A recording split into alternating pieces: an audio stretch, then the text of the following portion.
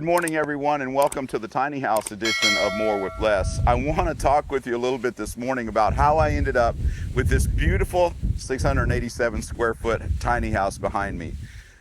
A few years ago, all my work came to this area. I do on-screen ads for theaters in a lot of small towns, and I added theaters in this area, but I was driving a long ways and having to spend nights on the road, and I just decided I did not want to be on the road anymore. So we started looking for a place, and I found this place in the beautiful town of Little Beautyville. Well, that's not the real name, but that's okay. And I found this place, and we made an offer. It wasn't accepted in the early part of the summer. As we got into August, I realized it hadn't sold, and my wife and I offered $21,000 for this house, and it includes the garage, and that was accepted because it was a farm couple. The gentleman that had owned it had passed away, and his wife was going to an assisted living, and their kids didn't want to have responsibility for it throughout the winter. So we were able to purchase this property, and since then I've also added a half a lot to the side that includes the walnut trees, and you can see a little of it hanging down behind me because it's got such heavy with walnuts this year.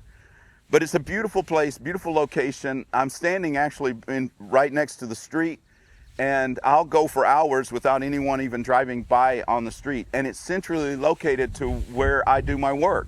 So it saved me a lot of money and gas and time being able to go to my locations and do my work and see my clients. So a lot of people say, how in the world could you move to a tiny house? I mean, I've owned some nice houses. I've owned over 3,000 square feet. The last one I had was about 20-something hundred square feet, and it was beautiful. It was in Winona, Minnesota. I really loved it, but it was so far from my work. And also, my wife and I, in 2016, we wanted to be able to put some money away for retirement. And if you're making payments and you're making interest payments, then you're not putting money away for retirement. And we decided, let's just move to this place rather than using it just as a stopping spot when I'm working down here. So we sold everything. We had to sell all of our furniture practically because we had a beautiful walnut dining set. We had a big living room set. We had just a lot of furniture. And this house is not very large, so we sold that. And my wife said, well, what do we do? I mean, we'll never be able to have this if we get a bigger house. And I said, well, let's just put the money away, let it accumulate interest, and if we do get a bigger house, we'll buy furniture again. And that's what we decided to do. So when we moved here, we bought a small couch. We were able to put into this house, so the benefits, let me talk a little bit about the benefits. The benefits for moving here were several compared to the benefits of living in a large house. And I'm not decrying living in a large house. Hopefully we'll live in one that's a little bit larger as we get closer to retirement. But the things it did for us, one, it put me close to my work, and it saved me hundreds in gas costs and hundreds of hours over time. Two, it allowed me to pay off with cash this home. And so consequently, I could put the money I would have spent on payments into savings. And we've been able to save enough to where if we needed to, we could retire. If I were to pass away or not be able to work, we actually could retire because we were able to start advancing so quickly by not having payments. Three, it allowed us to simplify so that our responsibilities for our property went way down. I mean, I joke with people, I can plug in a vacuum cleaner and vacuum the whole house off of one outlet. And then people say, okay, well, how do you function in that? I actually run my business out of here.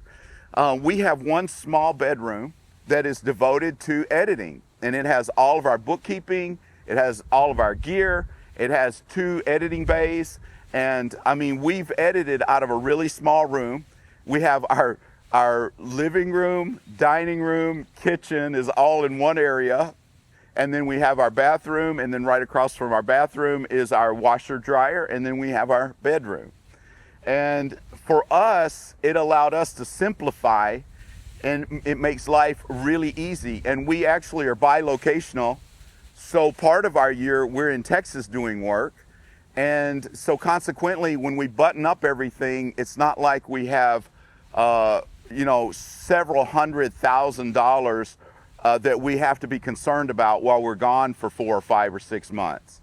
So this has been a great benefit for us in helping us advance towards retirement.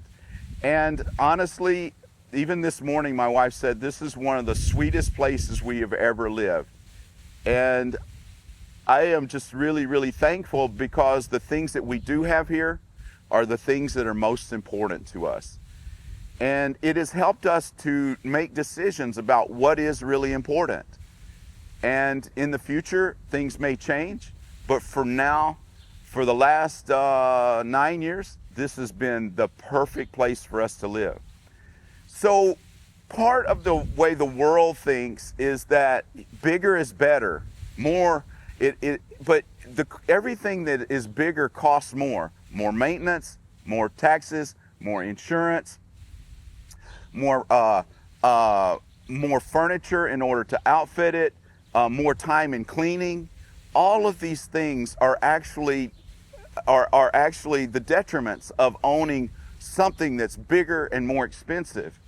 And I'm not the kind of person who believes you ought to go Spartan and have nothing.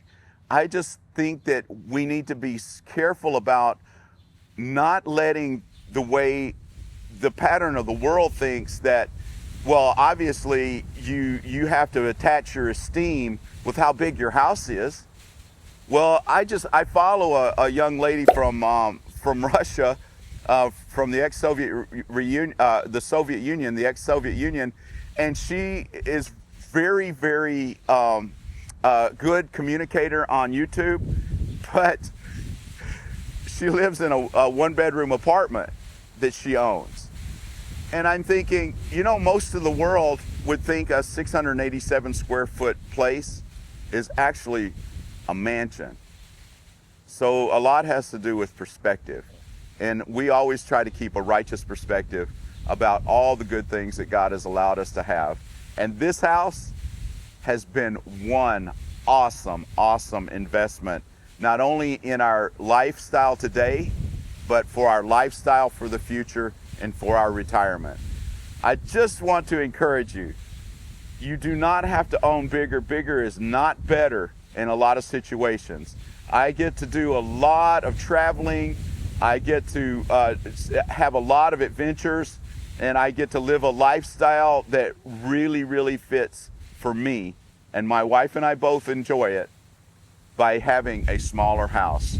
So we were tiny house people before it was cool. I think it's not quite a tiny house, because I think that might be a 600 square foot cutoff. Anyway, thank you for joining me on this tiny house edition of More with Less.